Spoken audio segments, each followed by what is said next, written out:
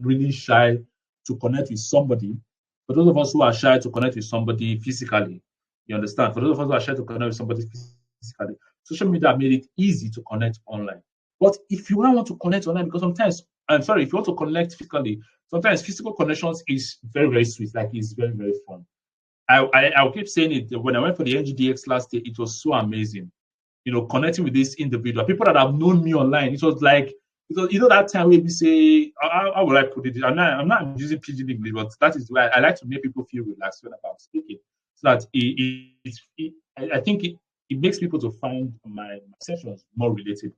So those moments when you like Christmas is coming, right? December is coming, and some of us, like the Igbo people within our midst, some of us are going to travel home for the Christmas. That moment when you travel home for Christmas and your family member you've not seen for a year or 2 years, and you now finally got to meet them, you'll be like, you don't tell what's up, man. That kind of joy and excitement that comes with the whole thing. That is how it felt when I went. People that knew me online that have been following up my comments. I know people I didn't know, but they knew me because they connected with me. So coming to meet them, Mr. Lu, how are you doing? I'll be like, how far are you doing? You'll be like, I don't know you. You'll be like, I used to comment on your stuff. I'll be like, oh, you are this so person. I used to see your comments. It made it easier to connect with those people, right? So at least with that, when you follow up on whoever you want to connect with, when you follow up that same way, even when you get to meet them physically, it's not going to be awkward anymore because now they might not know you physically, but like I said earlier, some of them that usually used to from Monday to Thursday.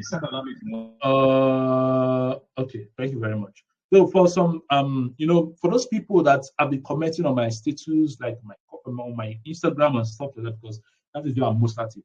When I finally got to meet them in NGDX, they were like, "And sir, how you doing?" I didn't know them physically, right? Because social media sometimes can just make things not. You might know somebody through social media with their pictures and all that, but when you see them physically, you might not be able to recognize.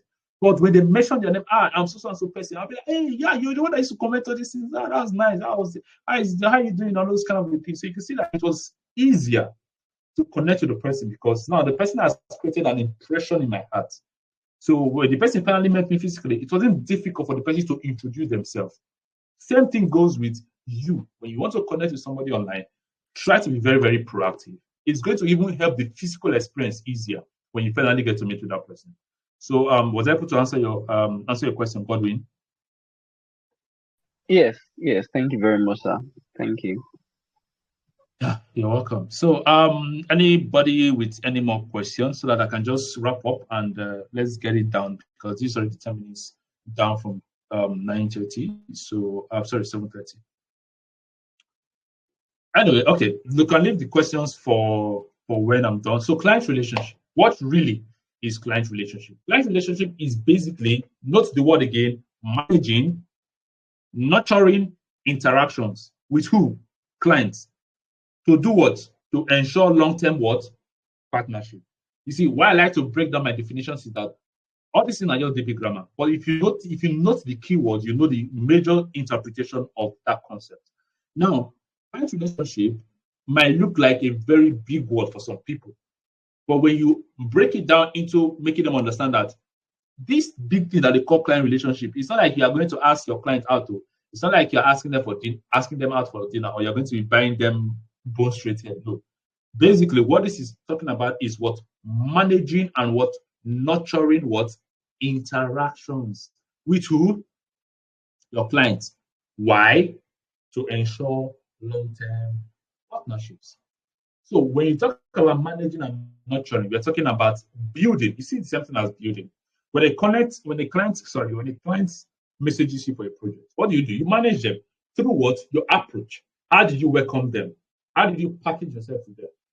When a client tells you, I want a brand identity design project, what do? Do you just send them your price or do you do other things? Many designers, the first thing they do is to send them their price. I want to do branding. How much do you charge? My branding I charge branding for so and so. Because yes, some clients will actually ask you, how much do you charge?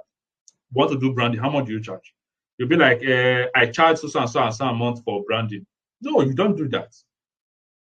That is not how you nurture or manage an interaction with the clients, especially for the first time. When a client, especially for the first time, when a client approaches you for a problem, because they came to you for a problem, What you need to do is to nurture and manage that interaction. How do you manage it? By letting them know that you are not just here to take their money, you are here to solve a problem. So when they ask you how much you charge, you tell them that no, I won't give you a price this year. So rather, how about we schedule a meeting so that I can get to know you better and you get to know who you're working with. It builds, in fact, one of the things I'm going to talk about, how to build and is that to build? Okay. Let me see. Okay, you're almost done anyway. So anyway, let's just focus on here. Client relationship. Now, as I was talking, I said you tell them I need to get to know you so that you will get to know me. Why do you do this? Because it fosters trust, it builds trust, it makes things easier to flow and to just flow, right? It makes things easier because when you build this relationship with a client, what it simply does is that it helps you to actually nurture this relationship. So when you let your client know that I'm not just here to take your money, I'm also here to solve a problem, automatically they would want to be like, even if at all you charge them high, they will know, say, this guy carry waiting, he carries the solution that we are looking for. So when a client messages you and say, how much do you charge? Tell them, no, I won't give you a price yet. However, I would like to schedule a meeting with you so that I can discuss, and I'll get to know you, and you get to know me as a designer. You get to know me more and know how I work, and I'll get to know the problem you're trying to solve, know the goal you hope to achieve, and know the vision you're trying to visualize. With that, the client will be like, wait, this guy. I know some designers anyway, some Nigerian designers will be like, sorry, some Nigerian clients will be like, this guy just they package this because so you can see opportunity to charge and let it be. But do the due diligence. This will help you to build trust with your clients. It will foster credibility because now they will not know you that you are a credible person to work with. Because it's not everybody that, when somebody wants to scam you, they won't want you to know them, right? So you telling them that I would like to know you and I would also love you to know me. Know who you are working with. With that, it makes it look symbiotic. It makes it look like two of you are trying to undergo a covenant relationship. So that is basically what client relationship is. It's all about managing, nurturing interactions with who? Clients to ensure what? So the goal is to ensure long-term partnership. And then how do you build strong client relationships? Number one, you have to understand what they call clear communication. You need to learn how to communicate clearly. Communicate your idea, communicate the scope of the project, communicate every single aspect of that project. Communicate every single thing. If you fall sick, tell your client, say, I fell sick, your work cannot go finish when I promise you I will finish. Don't vex. You understand that kind of thing? Communicate clearly. Don't be doing snake in the monkey shadow. Don't be doing snake in the monkey shadow with your client. Communicate clearly. It will help to build trust. The next one is active listening. Many of us, we talk more than our clients, which is very bad. Some of you will be cutting your clients while they are talking. Your client is still, this is like you went to meet a doctor. You are trying to tell the doctor, say, see what's in the worry for. The doctor, they tell you, say, calm down. The doctor is trying to talk into your talk. How would you feel? That is something your clients are going to feel. Be an active listener. Don't just be the one that will just be there. You want to prove that you're a professional. Yes, I know what you mean, sir. Don't worry, sir. We got it under control, sir. Sir, you don't need to talk too much. I already get your message. No, allow them to finish. Even if they're talking rubbish, allow them to finish. Be an active listener. That is one of the things that will help you to build a strong client relationship. Be active. Don't talk more than your client, and talk only when needed. The next one is manage expectation. Let your client know what they are expecting at every project. Don't overpromise. Don't underpromise. Let them know what they are getting and meet that expectation. Don't go and tell your client that yes, I will do your logo for you, and then I will do 1,000-page brand guideline where say you know go feel one. Don't do that. If you are going to do only 10-page brand guideline, tell your client that I am charging you that this project I will do only a 10-page brand guideline for you. It no go pass. Even if at all, at the end of the day, you want to add, let it be maybe you add small jara like extra 1 page or extra 2 pages. But let the client know what they are getting. Don't go and overpromise. Manage your expectation. If you are going to finish the project in 1 month, tell the client you are finishing it in 1 month. Don't go and tell your client that you are finishing it. you are going to finish it next tomorrow. You yourself know yourself that you cannot finish it next tomorrow, and you're going to tell your client because you want to collect the rubber, you want to collect the money, you wanted to pay sharp sharp. You wanted to see like this guy is this is the kind of designer we want. First way you go contact today, go do your work tomorrow. You want to collect the money because of that. You're telling your client that I won't be able to finish. I'll finish work in 2 days. You yourself know, say 2 months, you never even start. You're still fighting. What is it called? Is it creative block? Be whatever excuses designers uses these days.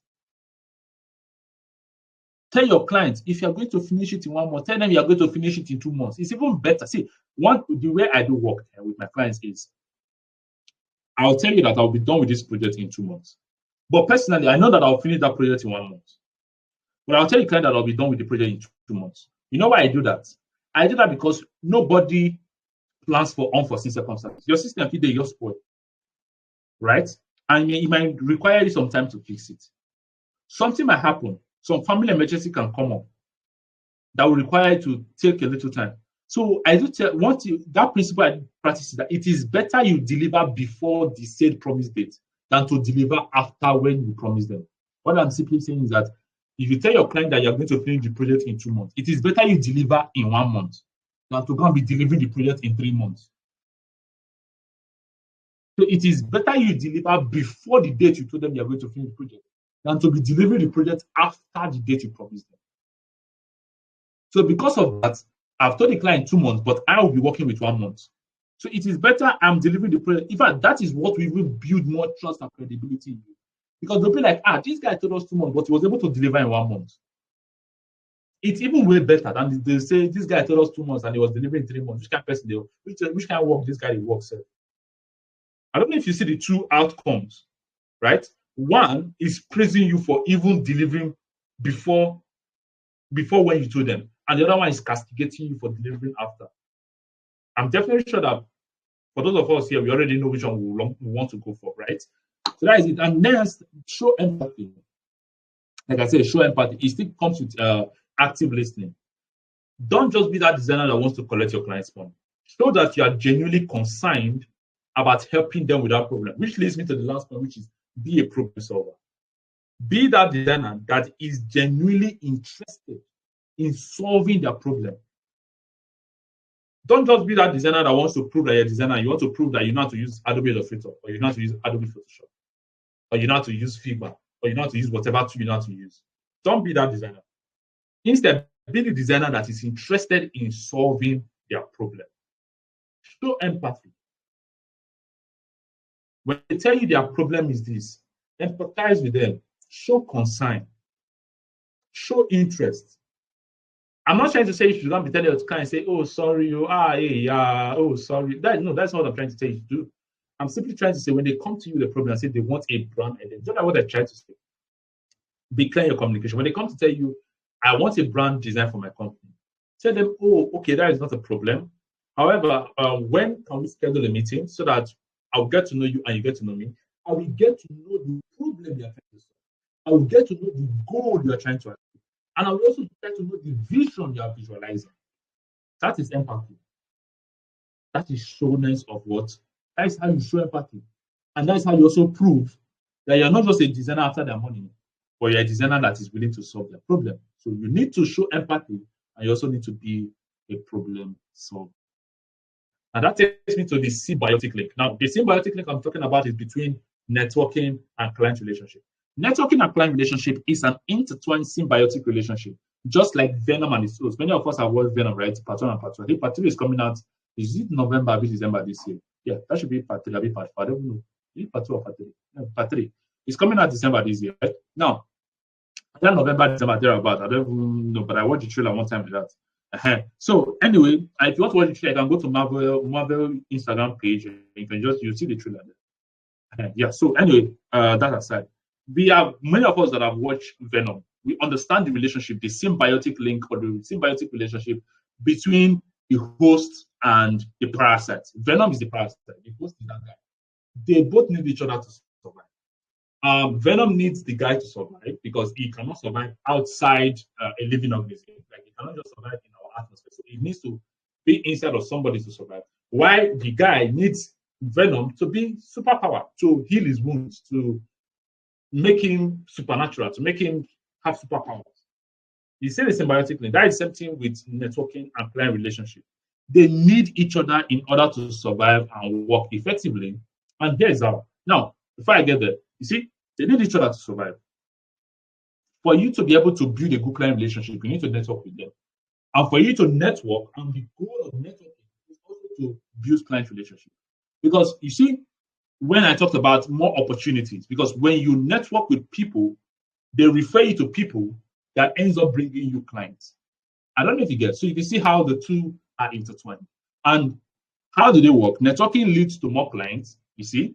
Number two, satisfied clients can enhance your network because definitely when they are satisfied with what you do, they'll refer you to their own friends, to their own business friends that are business, to their friends that are business owners, to their friends that are CEOs, to their friends that are, big men in the society. So they will refer you to their own friends. That I worked with this guy and this guy was excellent. He did a good job for me. Why don't you work with him? Or their friends could come to them and be like, my business is suffering from so and so. I don't even have a good logo. I don't even have a good brand system for myself. I know I'm talking a lot about branding. That's my specialty. But if you're a motion designer, a web designer, you should also get the idea, right? So a client can come and say, I'm on the website I have right now. It's not just like my visitors, my clients are just complaining that it's not functioning well. And then your friend can be like, you know my website, I just did my website so recently. They'll say, yes, you did. Uh-huh. You can see how it was. You did your website. I can see how the website is so nice, it's so fast to open, everything just working so properly. And you probably there's one guy that designed the website, very good. This guy that designed it for me. That guy is bad. That guy is bad. And the guy will be like, yeah, now let me just give you his contact. And you know what? Guys, have your client base is inclusive. And lastly, both networking and client relationship contribute to professional development. When you have good client relationship and when you have good networking, it leads to professional development because what happens, like I said, person will know person will refer you. You understand? And that is how your professional development is growing. The professional growth comes to pass. Many people that are working in Shell, that are working in some big companies in Nigeria, many of them, it was because maybe their uncle knows somebody there, or their father knows somebody there, or they know somebody that knows somebody there, and they gave them the opportunity to work in such places. That is something that happens in the design industry. You get so that is basically so. This is our take home. Networking and client relationships are the cornerstones of a successful design career. By investing time and effort into building strong connections, you will not only expand opportunities, but also create lasting partnerships that fuel your growth and success. So even if at all you don't go home with anything today, please go home with this. Even if you don't screenshot any other page that I've shown you guys today, please screenshot this one. It's a very important take home for you guys. You understand? So that is basically one of the things that I'll be leaving you guys with today. Thank you for being with me in this session. It has really been an amazing one, and I'm forever grateful to Sam for giving me the opportunity to speak into this. Thank you so much. Thank you so much. Now, your questions can start pouring in. I'm ready to take them for the next possibly 5 minutes. Thank you so much. Thank you.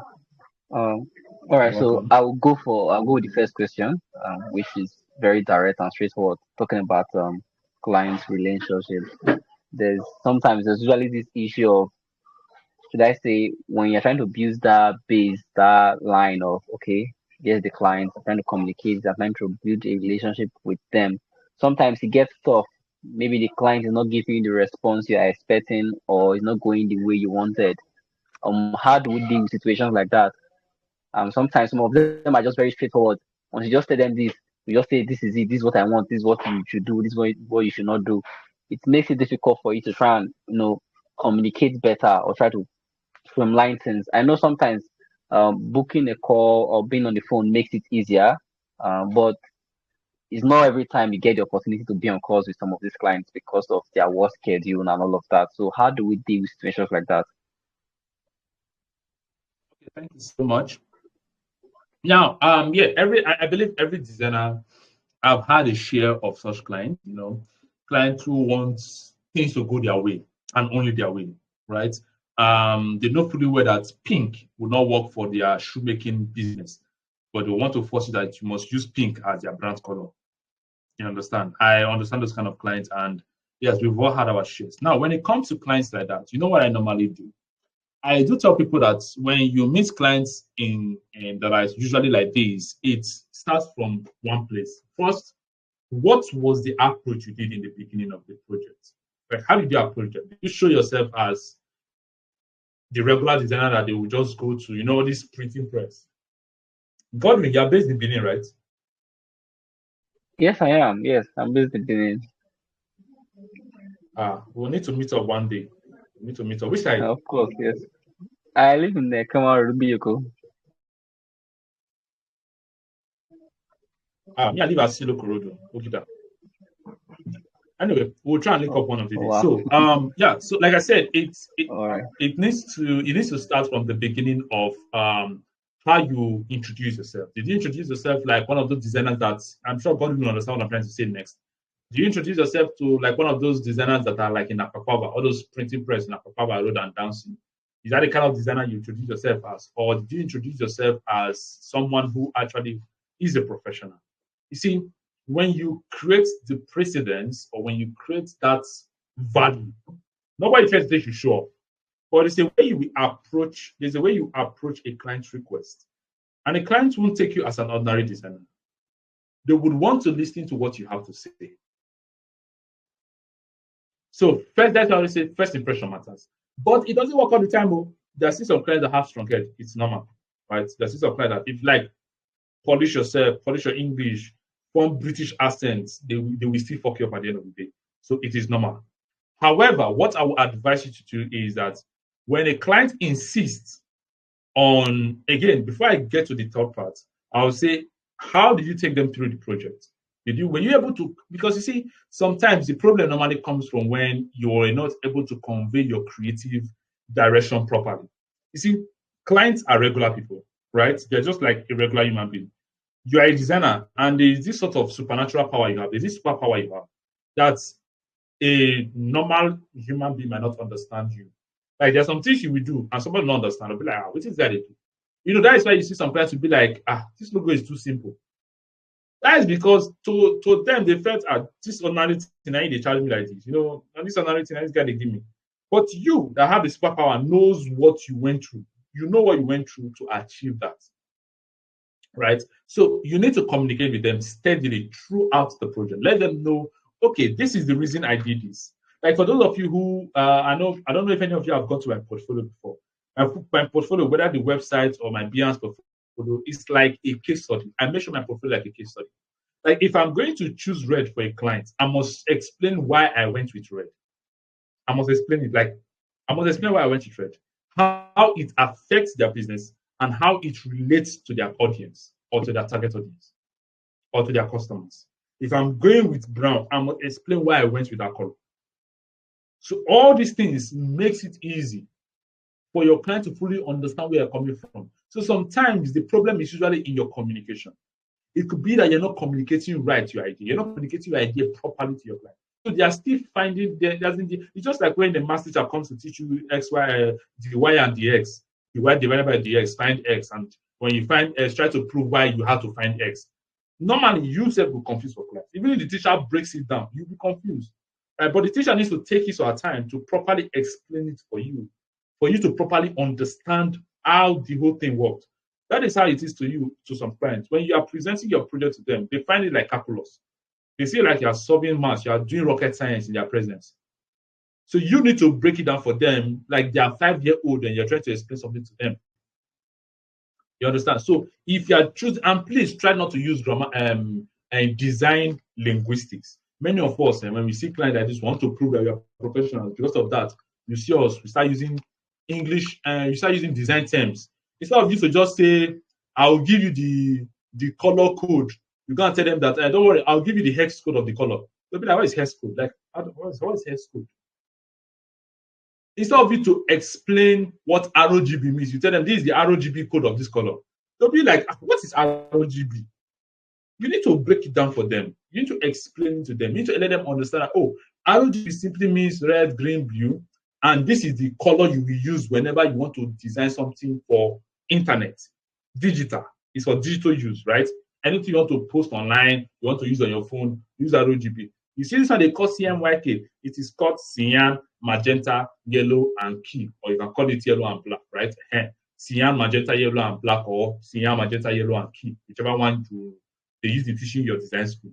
And when you know that one, you know that you see this one, this is the color you will use. This is how the color should look like, or this is the color code of you will use if you want to print anything on the printer, whether it is banner or flyer or whatever. Use this color code for your color so that it will come out well for print.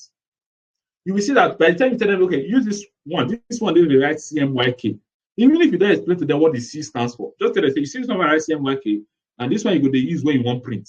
You see this one where I write RGB, you go to use this one when you want to do digital things. It will be easier. Then they'll now understand, okay. And when if it's a logo you design for them, you let them know that, okay, this logo, see what it simply means, see the idea behind it, see the concept. Then you try to bring similar brands. I'm sure definitely you must have done some mood board, right? So you try and bring similar brands and try to explain to them why you went with that concept. Try to explain to them how it will serve them in future, how it will benefit them. Like I said, most of the problem in situations like this are communication.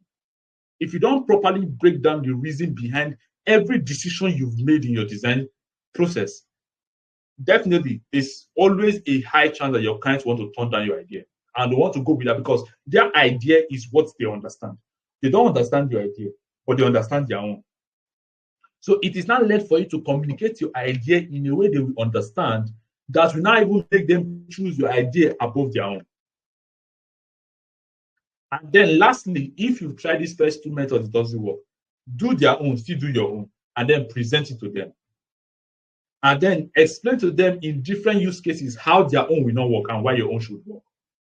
You see, we talked about in my Telegram community, there was a time we talked about how to sell to Nigerian clients. And we talked about that Nigerian clients, they mostly deal with what can they gain? How is it going to save them money? How is it going to benefit them? In fact, that is even a general ideology of clients. Clients are always looking for how to save money. So when you tell them that, look, oh, you see this idea. Sometimes even praise the idea. I do tell people that sometimes there's this quote we normally say in my house. We do say, you need to be a fool in order to fool a fool that is trying to fool you. I don't know if you guys understand that statement. You need to be a fool in order to fool a fool that thinks that they are fooling you. So when your client tries to play smart, you play dumb. Not that you are dumb, but you're actually smart, but you're just playing dumb. So that they will think that they are fooling you, but at the end of the day, you end up sweeping them off their feet. Now, what do I mean by that? When the client comes to tell you that their idea is, we tell them, yes, it's actually good, though. But you see, this idea, in the next 1 year, you are likely going to come back to me for rebrand, and I will charge you higher. The moment you create that ideology in their head, you begin to see that they'll be like, hey, wait, so how? Sometimes they might even be the one to ask you how you say this idea not go work in 5 years' time. You not tell them, you see this idea. You see all these brands. Many of us, we are already conversant with how some old brands are currently rebranding, how some 3D logos that were existing before are becoming minimal. Now you tell them that, look, you see all these brands, you see why they are rebranding, because we are going to the digital area. So everybody now is trying to adapt to what will save them money, what will help them to be more relevant. By the time they see what they will gain more from your idea and what they will lose in their own idea, they will definitely choose your own over theirs. So like I said, the first thing is approach. Position yourself as an authority. Position yourself as a problem solver, not just an order taker. You're not there to take orders. You're there to provide a solution. Meaning, you should also be able to tell them that their idea is wrong. Once you establish that authority, it will be easier for your clients to listen to you. It's when you present yourself as maybe an amateur or somebody who doesn't know what he or she is doing, then they'll take it for granted. They want you to do their own. But when you establish that you know your onion, you know what you are going to give them, they will see as an authority and they'll be willing to listen to you. And then secondly, which I said, if the first one did not work, the second one should be you communicating every step of the project to them. Explain every single idea, why you took every single decision you made. Explain why you made those decisions. And then lastly, if the first two doesn't work, try to do their own and do your own and present to them. Tell them the benefits of why they should go with your own and tell them how their own will not serve them better, what they are going to lose from using their own idea. Then, if none of these three options work, then your customer actually have a very strong coconut head. That's all I can say. Thank you.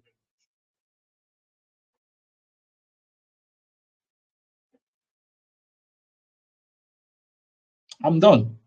I'm done. Thank you. Hope I was able to answer your question. Thank you very much. Thank you very much, Mr. Olu. I don't know if any other person that has a question or you have something you want to ask. Maybe probably I didn't answer question or you probably didn't say anything about it, and you want to talk about it or you want to say something. If you have Please a question, go ask. ahead. If you can't use your mic, you can still just type it out so we can read it out for you. Please. Thank you. Just going We're to about give. to wrap I'm up just going now. to give the next. Yeah, I'm about to give just the next 4 minutes. This is already past this, so should be done by. It's already 8:07. So 3 minutes more, please. If you have a question, just dish it now. Hello, good evening, sir.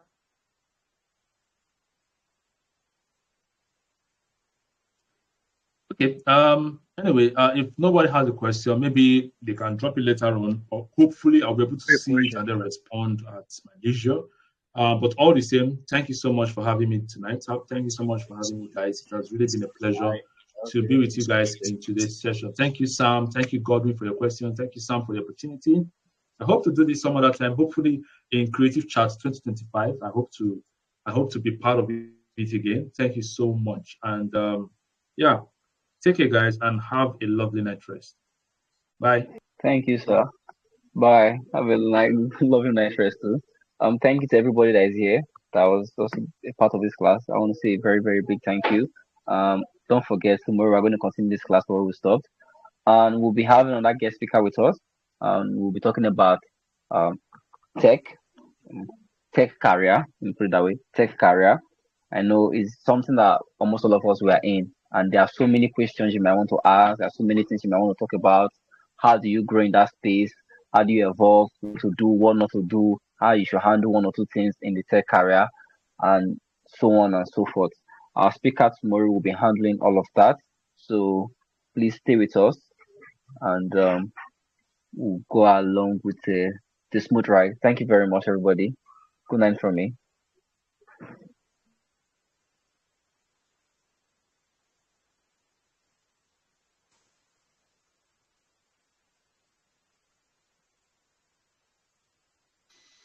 Yeah, good night, everybody. Night. Have a nice day.